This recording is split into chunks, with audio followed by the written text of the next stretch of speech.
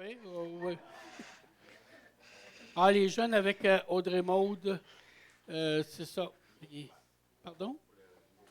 Oui, le niveau primaire. Ouais. Benoît est en vacances, hein, ça paraît, hein? C'est pas...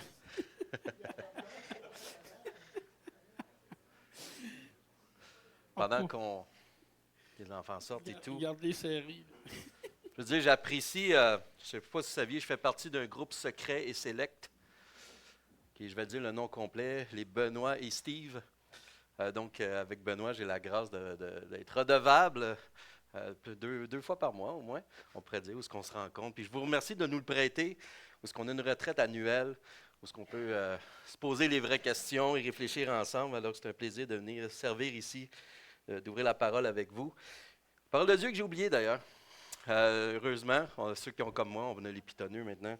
Fait que, on peut aller rechercher la Bible. Et je ne sais pas si vous connaissez l'histoire d'un prince qui est né héritier d'un royaume, héritier du trône. Puis son père, le roi, meurt à cause des manigances des autres. L'enfant s'enfuit, il porte une peur puis une honte énorme, au point tel qu'il pense même que la mort du roi, c'est sa faute.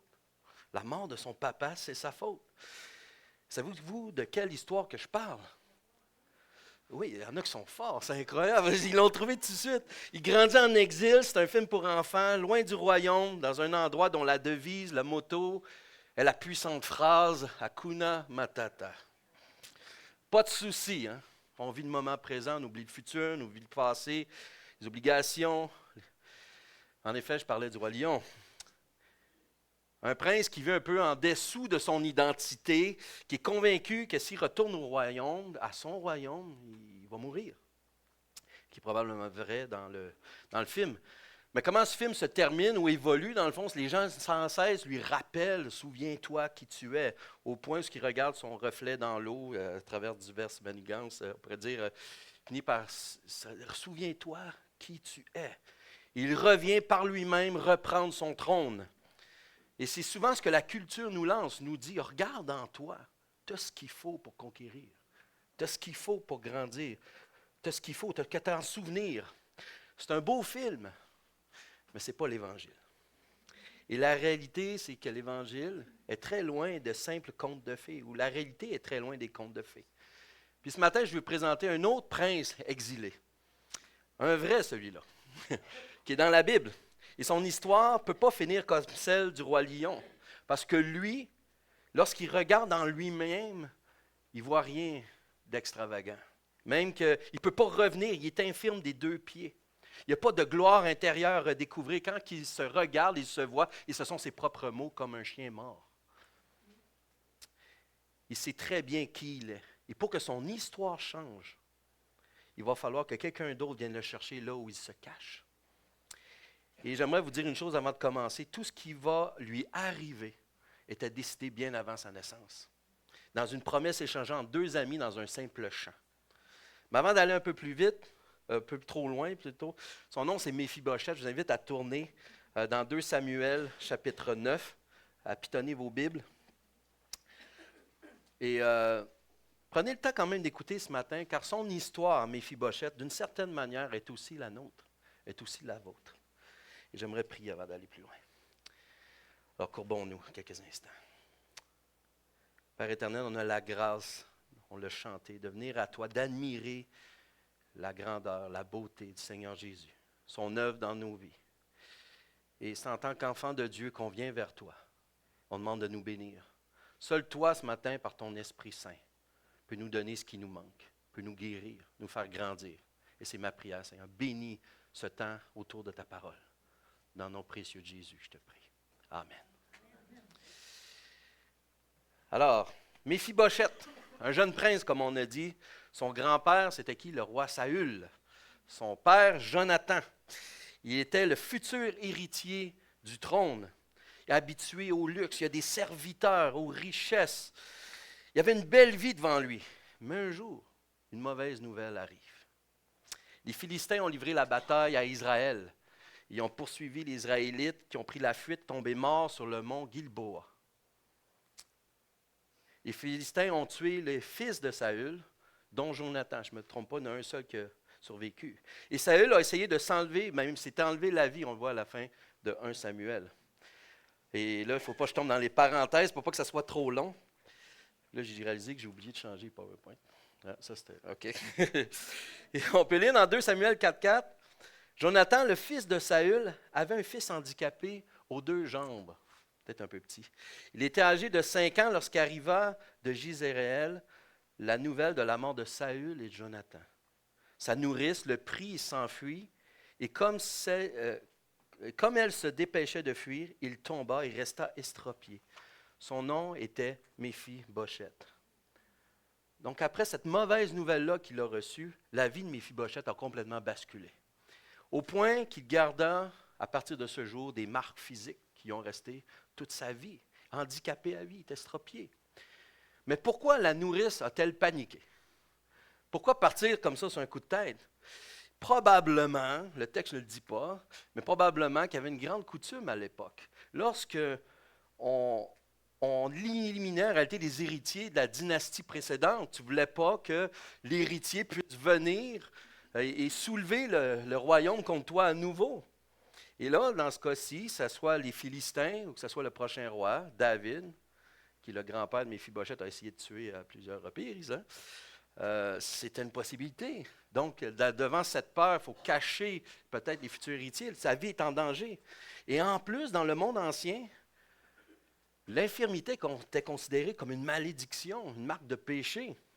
Les infirmes, ils étaient méprisés, ils étaient laissés de côté. Et même, on n'a pas le temps d'aller en détail ce matin, mais dans le nom de Méphi-Bosheth, Bosheth signifie honte.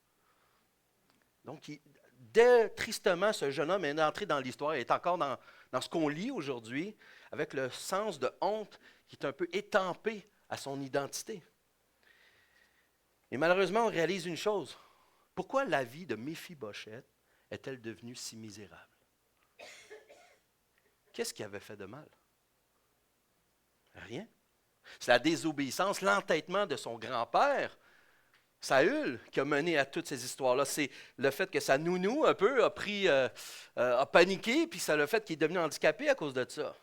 Donc la réalité, c'est que même encore aujourd'hui, qui est vrai, on subit trop souvent, mais ça arrive, nous subissons des choses à cause du péché des autres. On n'est pas nécessairement responsable de ce qui nous arrive. Les décisions et les chutes des autres peuvent briser nos vies.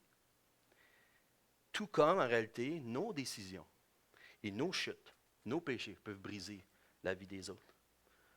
On est des victimes collatérales. D'où l'importance de ne pas faire comme les amis de Job, puis de juger selon ce que les gens vivent, s'ils ont péché, ou ils ont eu une bonne vie ou pas. Parce que nous, en réalité, nous avons un impact les uns sur les autres. Nous devons être prudents avec nos décisions. Mais pour Méphi-Bosheth, ça va encore plus loin. Il était exilé à l'autre bout du royaume, à l'opposé du centre du pouvoir. C'est ce que le verset 5 va nous donner un peu plus loin. Mais il était caché où? Il était à Lo-debar. C'est quoi ce Lo-debar? C'est un endroit où il y avait plusieurs supporters de Saül, bien sûr, qui étaient là. Et c'est un jeu de mots en hébreu. Lo veut comme dire en anglais non, pas.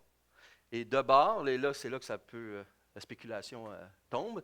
Mais souvent, le sens de pas de parole, c'est un peu comme l'idée d'omerta, des choses qu'on ne parle pas. Donc, pas de parole, ou encore plus fort, ce que j'aime, ou qu'il n'y a rien. Nothing, en anglais, nothing. Il n'y a rien, nulle part. Et là où il n'y a rien, où il n'y a pas de parole, puis Amos 6,13 n'en parle même d'ailleurs, où ce qui va se moquer de ceux qui se réjouissent du nulle part, du rien, du néant, pour être plus précis. C'est une ironie. Le supposé héritier vit à nulle part. Il se cache physiquement, fait sa vie là-bas, mais se cache aussi à cause de la honte de son identité. Et ce qui est un peu la réalité de chacun de nous tous, encore une fois, c'est notre portrait, notre héritage en Adam. Personne n'a choisi de naître dans un monde déchu. Et personne n'a choisi même d'être déchu. On le voit, Romains 3,23 nous dit, tous ont péché, ils sont privés de la gloire de Dieu. On subit les conséquences de la honte des autres, mais soyons honnêtes, aussi de notre propre honte, de nos propres péchés, de notre propres erreurs. Et c'est quoi notre tendance dans ce temps-là? C'est la même chose que Méphi-Bosheth, se cacher. On a tendance, nous aussi, à fuir. Au minimum, essayer de maquiller ou déguiser la honte qu'on peut avoir afin que personne ne puisse la voir. Chacun de nous, on a comme ce lot de bord, ce nulle part. cet endroit intérieur sont installés parce qu'il y a des choses qu'on a vues, qu'on a conclues qui ne changeraient jamais. Alors j'aimerais vous poser une question. Où est ton nulle part à toi? Et où est cette partie où tu fuis, ton lot de bord à toi? Quel est le domaine de ta vie que tu n'arrives pas à changer, peu importe tes efforts? Quelle honte, je dirais, même portes-tu? Et peut-être même la honte qui ne vient pas de tes propres choix. Une famille brisée, un abus, une blessure d'enfance. Des choses qui font mal des fois. Et la mauvaise nouvelle avec ça, comme si ce n'était pas assez, il faut avoir le courage de le regarder en face et que de l'eau de bord, on ne s'en sort pas par nous-mêmes. On n'est pas capable de s'en sortir par nous-mêmes. Mais Méphibosheth, ici, il n'y a aucun plan de sortie. Il ne peut pas marcher jusqu'au palais, de toute évidence, et même s'il pouvait, ce qu'il y attendait, c'est probablement la mort. Mais voici ce que Méphibosheth ne savait pas. Pendant qu'il se cache à nulle part, à l'eau de bord, à 100 km de là, dans un palais qu'il n'a jamais vu, quelqu'un est sur le point de changer sa vie. Lisons ensemble 2 Samuel, le chapitre 9, les versets 1 à 5. Et je lis dans la version seconde 21. David demanda, reste-t-il encore... Je pense que je l'ai mis d'ailleurs. Il est petit, je suis désolé. David demanda, reste-t-il encore quelqu'un de la famille de Saül pour que je lui fasse du bien à cause de Jonathan? Il y avait un serviteur de la famille de Saül, un nommé Tsiba, que l'on fit venir vers David. Le roi lui dit, es-tu Tsiba? Il répondit, pour te servir. Et le roi dit, n'y a-t-il plus personne de la famille de Saül pour que je fasse preuve envers lui de la bonté de Dieu? Et Tsiba répondit au roi, il y a encore un fils de Jonathan, il est handicapé aux 2 jambes. Le roi lui demanda, où est-il? Et Tsiba répondit au roi, il est chez Makir, fils d'Amiel, à l'eau de bord. Et le roi David l'envoya chercher chez Makir, le fils d'Amiel, à l'eau de bord. Le roi dit, n'y a-t-il plus personne de la famille de Saül pour que je fasse preuve envers lui, pas juste de bonté, mais de la bonté de Dieu? C'est étrange, hein? David est au sommet de sa gloire. On n'a pas le temps de voir tout ce qui se passe dans... Mais il y a un chapitre important là, ici concernant David. Il vient de tout gagner. Il est vraiment au top. Dieu lui a fait une promesse de lui bâtir une maison. Ce n'est pas banal. Il est vraiment au maximum de la gloire qu'il pourrait avoir dans un sens. La paix est rétablie, la prospérité est assurée pour David. Et pourquoi va-t-il chercher, poser la question, reste-t-il encore quelqu'un? Est-ce que c'est vraiment pour le faire venir, être sûr que personne ne se révolte? Et pour bien comprendre la réalité, on a déjà eu des indications. On doit retourner plusieurs années en arrière pour comprendre la motivation de David. Jonathan, le père de Méphibosheth, était un très bon ami de David. Une amitié profonde, sérieuse. Mais voilà que Saül a décidé de tuer David, mais que Jonathan a choisi de sauver la vie de son ami. Ils conclurent une alliance. On voit un Samuel 20, que l'Éternel soit avec toi comme l'a été avec mon père. Si je reste en vie, veuille agir envers moi, à remarquer, avec la bonté de l'Éternel.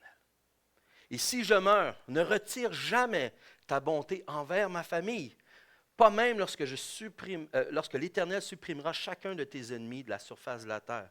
En effet, Jonathan a fait alliance avec la famille de David, que l'Éternel se venge des ennemis de David. On voit aussi un peu plus loin, Jonathan dit à David, va en paix, maintenant que nous avons l'un et l'autre prêté serment au nom de l'Éternel en disant que l'Éternel soit pour toujours témoin entre toi et moi, entre ta descendance et ma descendance. Dans cet engagement solennel, intéressé, volontaire, précieuse, importante, David veut bénir la descendance de Jonathan. Il veut l'honorer son engagement, il veut même montrer la bonté de Dieu, refléter, dans le fond, le caractère fidèle de Dieu. Alors, c'est pour ça que David désire et recherche Méphibosheth. Pas parce que Méphibosheth le méritait. Pas parce que Méphibosheth avait fait une demande, il était en attente. Non, à cause d'un autre. La faveur qui vise Méphibosheth a été décidée des années avant, dans un champ, entre 2 amis, avant même qu'il soit né, avant même qu'il soit concerné. Méphibosheth ne voit pas venir cette grâce-là. Cette faveur, cette grâce est encore à ce stade quelque chose qui tombe sur lui, qui vient du dehors. Tout comme on a vu au premier point. La différence, c'est que cette fois, ce qui lui tombe dessus, ce n'est pas un coup, c'est une faveur, une grâce. L'alliance de David avec Jonathan l'obligeait en rien de plus que de ne pas exterminer la descendance de Jonathan. À la limite, il n'y avait ni serment ni loi qui l'obligeait à vraiment faire plus. Mais pourtant, David fit beaucoup plus. Et comme on dit, la grâce commence là où le devoir s'arrête. La grâce commence là où le devoir s'arrête. Et la grâce que va recevoir Méphibosheth vient à cause d'un autre. Elle est initiée, volontaire, imméritée. Je te fais du bien à cause de ton père, Jonathan. J'ai été te chercher là où tu étais, où tu te cachais dans ta honte pour te bénir à cause de ton père, Jonathan.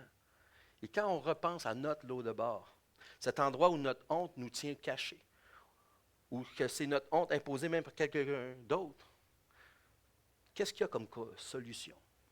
Ici, un jour, la grâce, la faveur de Dieu venait te chercher, là où tu es, toi aussi.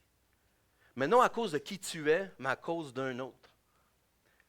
Bien qu'on peut chercher Dieu, on trouve la vraie grâce lorsqu'on réalise qu'on est trouvé par lui.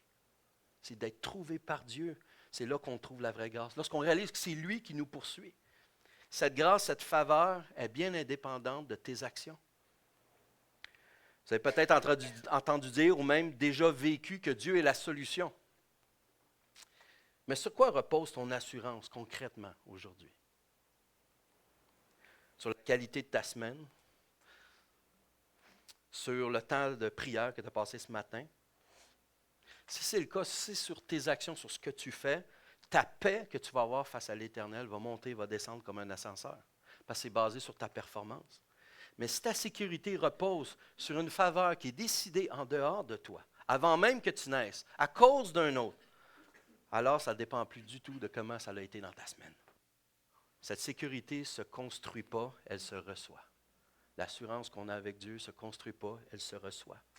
Mais on va revenir un peu plus tard. Si on vient à notre histoire, dans 2 Samuel 9,6, on va voir Méphibosheth, fils de Jonathan et petit-fils de Saül, vint vers David. Tomba le visage contre terre, se prosterna. Et David dit, Méphibosheth. Il répondit, me voici, je suis ton serviteur. Méphibosheth arrive devant le roi. Il tombe face contre terre, se prosterne. Il est terrifié. Il ne sait pas ce qui va arriver. Il sait ce qui est arrivé à son oncle. Au chapitre 4 précédent, on a vu qu'il était assassiné, décapité même. Puis on lui demande de venir, dans le fond, pour Méphibosheth signer son arrêt de mort. Mais regardez-le, front contre terre, il attend sa condamnation. Et jusqu'à cette seconde précise, tout est tombé sur cet homme. La mort de son père, de son grand-père, sa chute, son exil, sa honte. Et là, il est convoqué devant le roi. Celui qui a tous les pouvoirs. Lui qui est arrivé du dehors, tout blessé. Il a subi les effets collatéraux. Et puis le roi, il ouvre la bouche.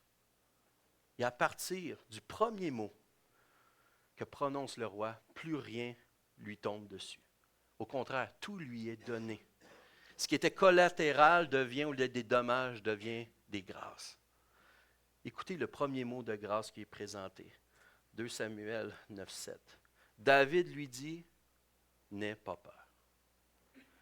Car je veux te faire du bien à cause de ton père Jonathan. Je rendrai toutes les terres de Saül, ton grand-père, et tu mangeras toujours à ma table.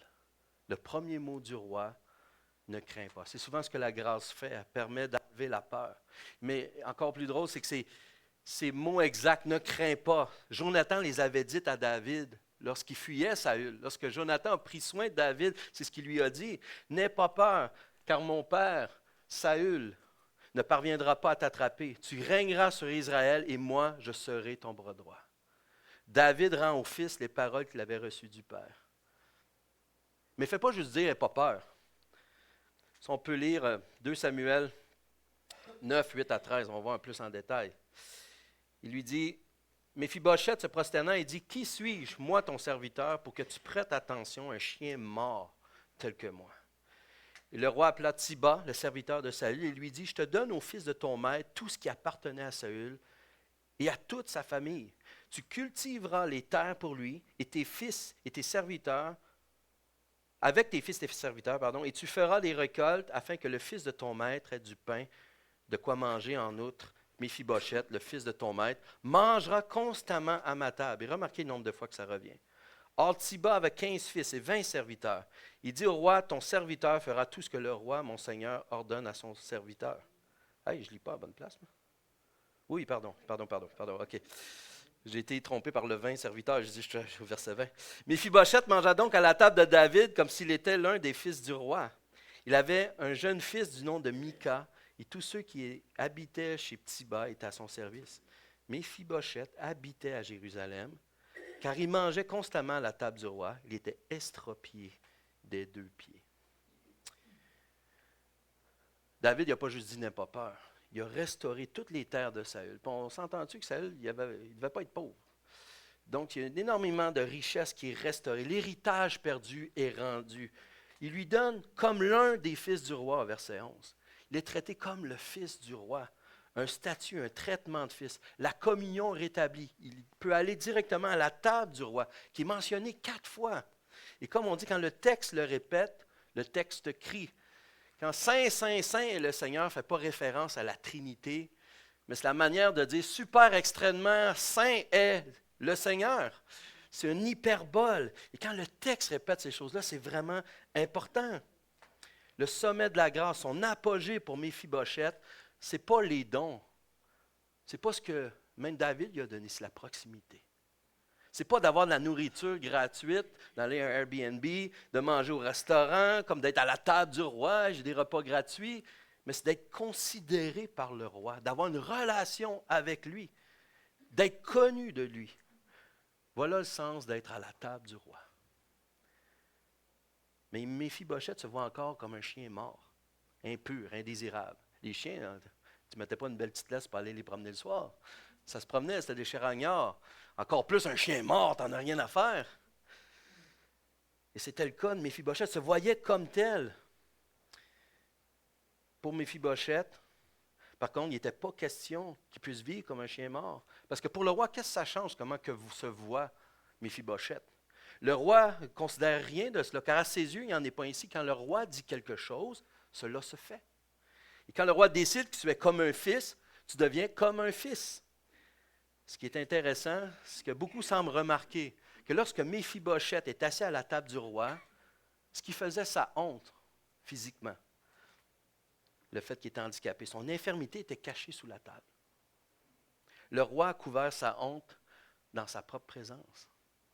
Mais encore plus beau, je pense, cette interprétation n'est pas exacte. Et je ne pense pas que le texte va là même. Le texte nous dit quelque chose d'encore plus fort, encore plus incroyable. Parce que le verset 13 ne semble pas nous dire... Je ne sais pas, j'ai oublié de... Je ne suis pas bon avec les PowerPoint, je suis désolé. OK, le verset 13 ne semble pas nous dire que tout le monde avait oublié qu'il était estropié. Au contraire, si on remarque le verset 13, il dit... Méphibosheth habitait à Jérusalem car il mangeait constamment à la table du roi. Il était estropié des 2 pieds. Ça finit comme ça. Il mangeait à la table du roi et juxtaposé avec le fait qu'il était estropié des 2 pieds. L'idée, ce n'est pas de dire, on ne voit plus sa honte. On ne voit plus son handicap, c'est encore là. La grâce que reçoit Méphibosheth, ça ne prétend pas que son infirmité n'existe plus, mais elle démontre plutôt qu'il est à une place où cette honte, cette infirmité ne le définit plus. Son identité n'est plus là, complètement enlevée. Et pourquoi Dieu a décidé de nous laisser cette histoire-là dans sa Bible, dans son livre? Nous montrer à quel point David, c'est un bon gars, qu'on puisse faire des films émouvants là-dessus, parce que c'est une belle histoire quand même. Qu'on soit juste touché par la grâce de David. Mais vous savez, vous avez sûrement déjà entendu, mais cette histoire ouvre la porte vers un plus grand David, le roi ultime, qui a offert l'ultime grâce. C'est une histoire qui pointe vers Jésus. Ça allait dans le détail, Jésus dit constamment que les Écritures, où il en est le centre. Jean 5, 39, vous étudiez les Écritures parce que vous pensez avoir par elles la vie éternelle. Ce sont elles qui rendent témoignage à mon sujet. Plusieurs passages comme ça. Et j'ai été trop loin. On va revenir là. David a donné des biens, a donné une place. Mais Christ lui a tout quitté et a donné sa vie pour nous faire une place. On a dit tantôt, ici un jour la faveur de Dieu venait te chercher là où tu es. Non à cause de qui tu es, mais à cause d'un autre. Alors vous savez que c'est à cause de qui? C'est à cause du Christ. C'est la réalité pour nous aussi. Le châtiment est tombé sur lui pour que la faveur, la grâce retombe sur nous. Mais on vit dans une culture qui nous enseigne le contraire. Et on vit dans une culture qui nous dit que de cacher notre honte est la meilleure solution, que de mieux paraître que les autres nous permet de trouver la paix et le bonheur. On dit que tu dois être confortable comme tu es. Tu es né comme ça. On te le fait répéter sans cesse. On a des problèmes avec une mauvaise sexualité, avec la convoitise, avec l'orgueil, avec l'amertume, avec la colère. Mais tu es né comme ça. Tu ne peux pas rien changer. Donc apprends à l'accepter et c'est correct comme ça. On trouve le moyen d'en être fier de nos défauts ou de nos péchés.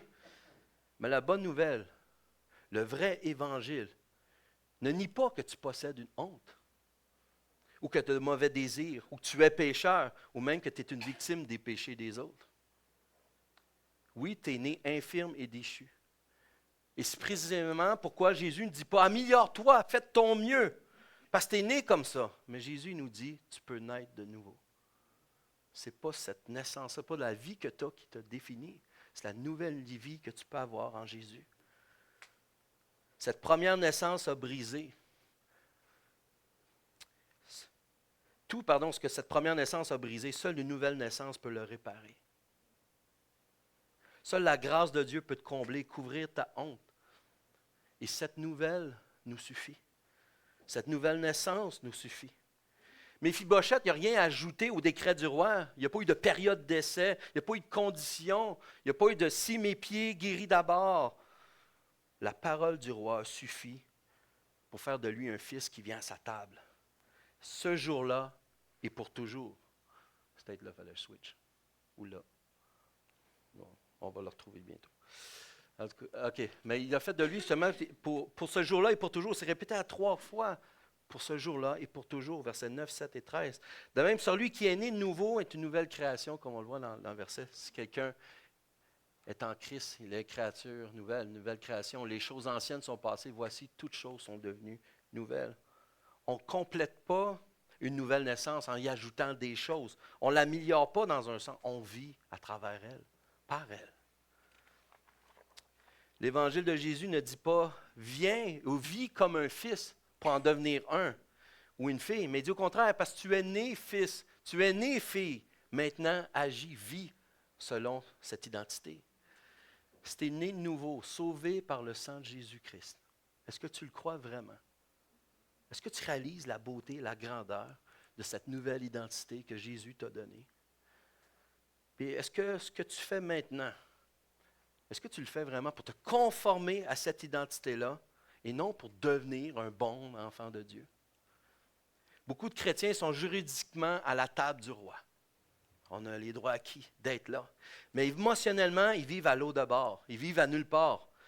On sont nés de nouveau, mais ils vivent comme des morts-nés, toujours dans la peur, ne voyant que leur infirmité, leur péché et celui des autres, au lieu de croire et vivre la grâce du Dieu éternel, qui veut que tu te rapproches de lui, puisqu'il te dit aussi, ne crains pas. Tu es né de nouveau, puisque ta confiance est dans Jésus, à cause de son sang versé pour toi, et cette naissance suffit. Tu mangeras toujours à ma table, le Seigneur dit. Voilà comment on doit s'approcher de la table du Seigneur. Quand on fait la Sainte Seine, on n'y va pas parce que... je fais une parenthèse, désolé. Mais on a ce sentiment de visiter notre cœur, d'aller voir comment qu'on est. Ce n'est pas mauvais en soi, mais l'erreur qu'on pourrait faire, c'est maintenant, là, je suis digne d'aller à la table du Seigneur. Moi, j'ai regardé mon cœur, là, puis j'ai réglé mes choses avec Dieu. Là, je peux y aller. Et c'est là qu'on fait l'erreur. On va à la table du roi à cause que lui est digne et qu'il nous y invite. Pas parce que nous sommes rendus dignes. Il y a plein de péchés qu'on ne réalise pas, bien de choses qu'on n'est pas là, mais à cause de lui, l'identité et de l'invitation qu'il nous a donnée. Le problème avec les parenthèses, tu te retrouves, tu étais où dans ton texte?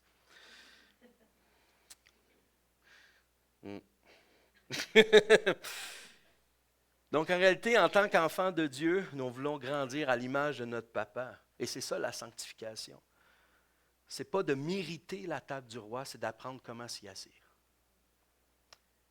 C'est vivre selon la vie qu'on a reçue, et d'arrêter de vivre selon celle qu'on a quittée. Et ça ne se fait pas juste en regardant, ça se fait plutôt, comme on le dit dans la louange, en regardant à Christ, en venant à lui. Sachant que présentement, Éphésiens 2,6 nous dit que nous sommes assis dans les lieux célestes en Jésus. Ce ne sont plus nos infirmités qui nous définissent, qui nous forgent dans notre identité. Nous sommes adoptés, pas comme des fils, mais nous sommes réellement héritiers du Père éternel. Si l'histoire s'arrêtait au chapitre 9, ça serait un conte de fées. L'infirme qui est adopté, fin heureuse, mais la Bible ne raconte pas que des contes de fées. Il raconte le monde réel. 6 chapitres plus loin, tout s'écroule à nouveau. Absalom, fils de David, se révolte. Le roi lui-même doit fuir son palais. Et un serviteur, on a vu, Tiba, il voit le chaos de tout ça, puis il voit une occasion en or. Il fait quelque chose de la grâce de Méphibosheth, il fait en sorte que ça va passer complètement au feu. C'est à travers ces épreuves, à travers ce feu, qu'on découvre vraiment ce qu'un fils aime. On découvre ce que pour lui, Méphibosheth appelle la paix. Tiba, ce serviteur de Méphibosheth, accuse Méphibosheth de trahison, de soulever justement contre David. Et devant cette information, lorsque David fuyait pour sa protection, il prend une décision hâtive, puis il cède toutes les terres qu'avait Méphibosheth et il donne à son serviteur Tiba. Et on faut faire un constat honnête à travers ça. La grâce que Dieu nous donne ne nous immunise pas contre l'injustice. Ce n'est pas parce qu'on appartient au Seigneur qu'il n'y a plus rien qui nous arrive. On peut avoir la faveur du roi et tout perdre quand même. Mais il y a quoi de plus précieux à travers ça? La différence, c'est que Jésus ne se trompe pas comme David.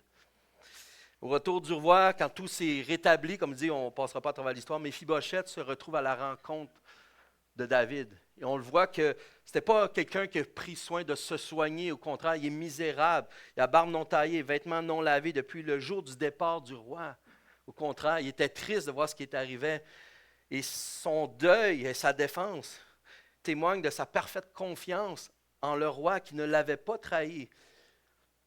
2 Samuel 19, mais il dit à David, « Mais mon roi, le Seigneur, est comme un ange de Dieu. Fais ce qui te semblera bon. En effet, tous les membres de ma famille ne méritaient que la mort aux yeux de mon Seigneur le roi. Et pourtant, tu as accueilli ton serviteur parmi ceux qui mangent à ta table. Quel droit aurais-je encore de réclamer quoi que ce soit du roi? » Le verdict qui est décevant. Après ces paroles-là, David décide de diviser les terres entre lui et Tiba. Le serviteur infidèle qui a amené la tréfête à croire que Méphibosheth allait le trahir, il sépare les terres en moitié entre ce serviteur infidèle-là et Méphibosheth. Et sincèrement, c'est là qu'on devrait protester au Québec, en tant que chialeux professionnel. Au minimum, on aurait plaidé notre cause. C'est quoi cette histoire-là? Il a presque mené à ma mort, dans le fond, si tu m'aurais rencontré sans savoir les choses. Et pourtant, la préciosité, un des versets les plus beaux de ce texte. Regardez ce que répond Méphibosheth à cela. Méphibosheth dit au roi, il peut même tout prendre. Puisque mon Seigneur, le roi, est revenu en paix chez lui. Quand on dit paix, nous, on pense souvent à un sentiment, un confort, d'être zen, sans stress. Le mot hébreu, vous connaissez, c'est shalom. On va beaucoup plus loin. C'est l'idée d'avoir un puzzle, un casse-tête, dont les pièces manquées ou brisées sont rétablies. Tout est retourné à sa place. Tout est comme ça devrait être dans le meilleur des mondes, d'une certaine manière. Le chaos s'arrête et on y retrouve la vraie paix. Et donc, quand Méphibosheth dit que le roi est revenu en paix, il ne parle pas juste de ressenti. Il constate que le chaos de la rébellion est terminé, que l'autorité légitime est rétablie, que le roi est de nouveau entier. Il déclare que le roi et sa place dans le royaume, en ordre, vaut plus que toutes les terres qu'on pourrait lui rendre. C'est une déclaration de priorité. La présence même du roi surpasse tous les biens que le roi pourrait offrir. Il a compris que la table du roi valait plus que les terres, que le donateur valait plus que les dons. Et c'est ce qu'exprime Paul dans Philippiens 3. Mais ces qualités qui étaient pour moi des gains, je les ai regardées comme une perte à cause de Christ. Il disait la même chose vers Jésus. Ce que je considère même tout comme une perte à cause du bien suprême qu'est la connaissance du Seigneur Jésus. Là, j'ai réalisé que j'ai merci. Mon Seigneur. À cause de lui, je suis laissé dépouiller de tout. Je considère tout cela comme des ordures afin de gagner Christ et d'être prouvé en lui, non avec ma justice, celle qui vient de la loi, mais avec celle qui s'obtient par la foi en Christ, la justice qui vient de Dieu, qui est fondée sur la foi. La beauté de l'Évangile, ce n'est pas qu'il nous promet d'abord des choses malgré tout ce qu'il nous offre, ce qu'il nous promet Dieu lui-même, le donateur. Le ciel sans Christ ne serait pas le ciel. Et si on fait une courte radiographie de votre cœur, si Dieu te retirait toutes ses bénédictions, tous ses dons, et s'il t'enlevait la santé, et s'il t'enlevait la carrière, et s'il t'enlevait même un ministère, et tout ce qui te resterait, c'est sa présence. Serais-tu encore heureux? Serais-tu encore satisfait? Serais-tu encore content? Et d'un côté plus pratique, dans ta prière, est-ce que ça ressemble davantage à une liste de demandes envers ton Dieu ou à un rendez-vous avec quelqu'un que tu aimes? Et puis la réalité, c'est peut-être que tu te rends compte que la réponse n'est pas celle que tu aimerais donner. Ce que tu dois faire, c'est répondre à Dieu en contemplant. C'est en regardant la grâce reçue de lui. Et c'est une grâce reçue qu'on obtient, le cœur de vouloir être avec Dieu. C'est lorsqu'on réalise tout ce que Dieu fait, qui il est, qu'on désire être plus avec lui. On ne peut pas se forcer à aimer le donateur plus que les dons. On y arrive en réalisant ce que le donateur, qui il est lui-même. En voyant sa personne. Et on le voit, l'étendue de tout cela à la croix. Et c'est quand on y arrive là, à voir la grandeur du donateur, la grandeur de Dieu lui-même, qu'on trouve la vraie paix. Je passe ça par-dessus, je vous laisse aller si vous voulez. Mais souvenez-vous du tout dernier mot du chapitre 9, j'arrive à la conclusion. Dans la conclusion. Après la grâce, après la table, après l'adoption, l'Esprit de Dieu prend soin d'écrire la dernière ligne. Il mangeait à la table du roi. Il était estropié des 2 pieds. Ça finit comme ça un peu cette histoire-là. Mais pour nous, c'est pareil. Nous venons vers Dieu encore boiteux. Nous y serons boiteux jusqu'au jour où il n'y aura plus ni boiterie ni larmes. Je modifie un peu un verset. Nous y sommes en tant que fils et filles. Au tout début, je vous ai parlé de Simba dans le Roi Lion. On lui disait, souviens-toi de qui tu es. Méphibosheth, lui, savait très bien qui il était. Mais il n'a pas été sauvé parce qu'il est souvenu de qui il était. À ses propres yeux, il n'était qu'un chien mort. Il a été sauvé parce que le roi s'est souvenu de qui était son père. C'est toute la distance qu'on voit entre les contes de fées et l'Évangile. Tu ne remontes pas vers le trône de Dieu avec ta force. C'est le trône qui est descendu jusqu'à toi et son nom, c'est Jésus-Christ. Cependant, mais quand tu réalises cette identité qu'il te donne, lorsque tu veux vivre ta vie, souviens-toi qui tu es. Souviens-toi qui tu es. Vis vraiment selon cette nouvelle identité. On a parlé d'effets collatéraux. On a commencé par les blessures que les autres laissaient dans nos vies, que nous aussi, on laisse dans leur vie. Mais pourtant, voici le plus grand effet collatéral de toute l'histoire de l'humanité. Sur une colline, mais sur une colline appelée Golgotha, le coup est tombé sur le Fils.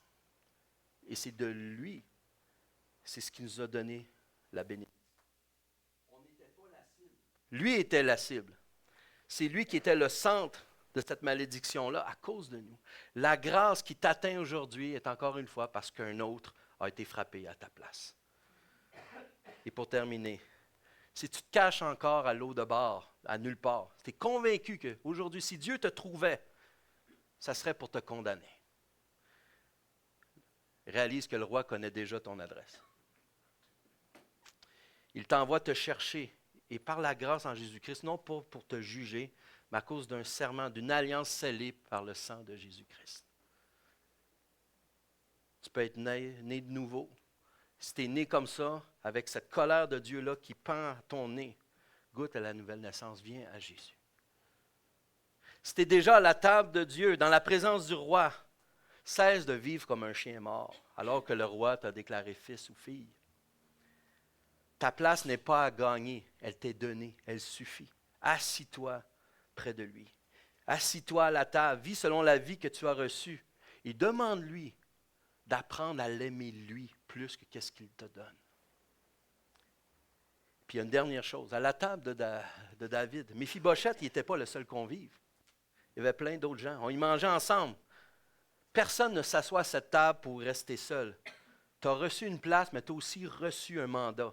Aller dire à ceux qui se cachent encore à l'eau de bord que pour eux aussi, il y a une place auprès du roi. Le roi t'appelle par ton nom. comme David l'a appelé Méphibosheth. Réjouissons-nous qu'il nous dise, n'aie pas peur, viens, mange toujours à ma table. Prions. Merci Seigneur de cette grâce incroyable. Et merci parce que la réalité dans cette vie, même pour l'éternité, on va découvrir, apprendre à quel point tu es merveilleux. Et merci que déjà ici-bas, malgré tout ce qui pourrait aller mal, ta beauté, ta bonté, ton amour déverse abondamment. Là où ce que le péché abonde, ta grâce surabonde. On peut déjà découvrir et goûter à cette paix qui est unique en toi. Merci Seigneur Dieu de ta présence parmi nous. Et merci parce qu'on est tes enfants. Dans le nom de Jésus. Amen.